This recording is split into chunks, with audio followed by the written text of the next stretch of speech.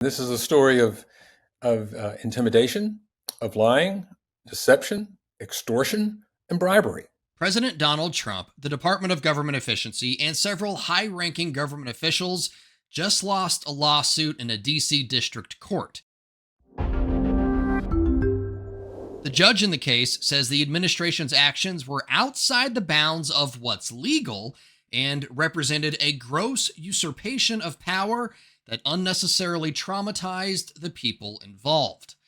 The lawsuit was filed by the United States Institute of Peace and alleged on March 17th representatives of the Department of Government Efficiency, or DOGE, accompanied by agents from the FBI and DC Metro police officers, illegally gained entry into the USIP offices with the help of former USIP security personnel. Once inside, USIP staff were escorted out of the building, and DOGE was given full access to the organization's records. If I had taken one more step, I would have been physically restrained by the police, and so out we went into the cold. George Foote is USIP's outside general counsel, a position he's held for almost 40 years. He says in that time, he's seen Congress debate the merits of USIP before, but ultimately it always supported the organization's core function of promoting peace around the world through soft power and negotiations, avoiding armed conflict wherever possible. The underlying premise of the Institute is it's more cost-effective to prevent conflict proactively rather than respond to a conflict once it's already begun to spiral out of control. Congress allocates $55 million in annual funding to USIP. Individual donations and grants make up the rest of the agency's funding. The USIP was a fairly obscure nonprofit because when the Institute succeeds in its work, usually nothing happens. People don't die, wars don't start, and there are no headlines. That changed when the Trump administration tried to shutter the agency. The president issued an executive order that declared USIP to be unnecessary and that it should close down to its statutory minimum operations. We responded immediately to let the White House know that we were not covered by that order, that the president did not have the authority to say what he said. Foote says since Congress established USIP as an independent entity, and since leadership of entities like USIP are supposed to be protected from political firings, every action taken by DOGE and the White House to shut down USIP is, in fact, illegal. Foote says he tried to explain all of this to the DOGE reps and FBI agents on March 17th. At which point I was surrounded by policemen, along with my colleague Sophia, and with Colin O'Brien, our security man, and we were escorted out of the building. Foote says DOGE didn't stop at just firing all of USIP's 300 staff members and 100 contractors around the world. What we've learned is that in addition to seizing the building, DOGE has also seized our bank accounts. There was about $28 million in bank accounts of USIP, appropriated money that they had, and of donor money, private donor money. They've seized all that. We don't know what's happened to it, but we think some of it's been sent back to Treasury. It's been very difficult to know what's going on in the building because the DOGE approach is to move fast and break things. They moved in, they seized the building, they closed it down, they took the money, they fired the employees. They have moved on to other places now, and it's pretty much a dark building. We did reach out to DOGE for comment on this story, but no one with the group replied to our inquiry.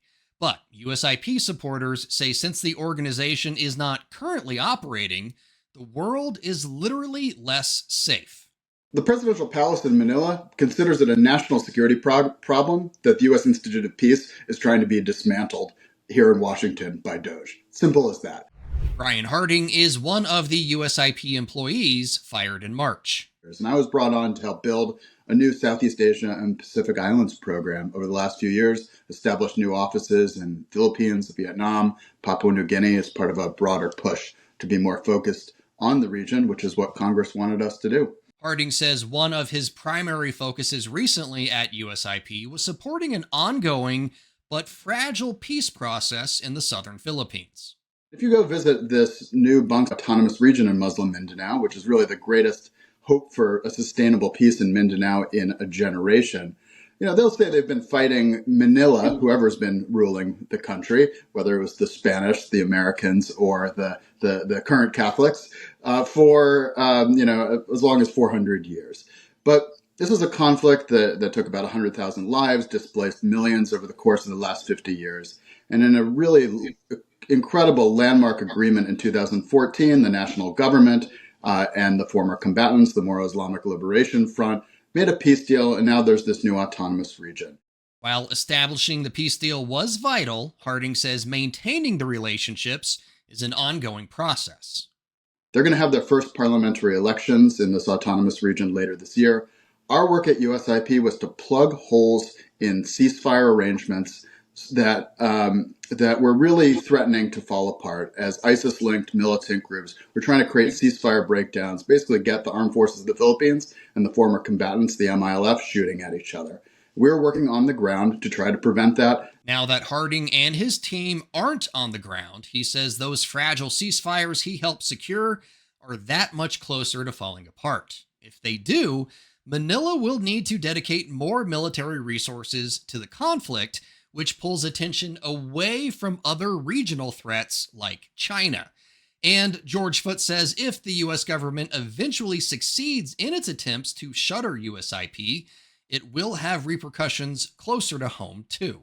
Because the government did stand up in court one day and say that if you get appropriations and you make grants, you're performing executive functions, and therefore you're in the executive branch and subject to presidential control, which is a threat to the 400,000 nonprofits in this country that get those.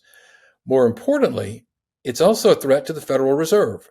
And we've mentioned in our papers that we filed that the Federal Reserve, created by Congress to be independent and outside of political control, because monetary and jobs policy in the country are pretty important and shouldn't be subject to short-term political variations. Even though Judge Beryl Howell ruled in favor of the USIP, her decision is likely to be appealed by the Trump administration, which means the fate of the USIP may ultimately be decided by the United States Supreme Court. For more unbiased, straight fact reporting like this, download the Straight Arrow News app today.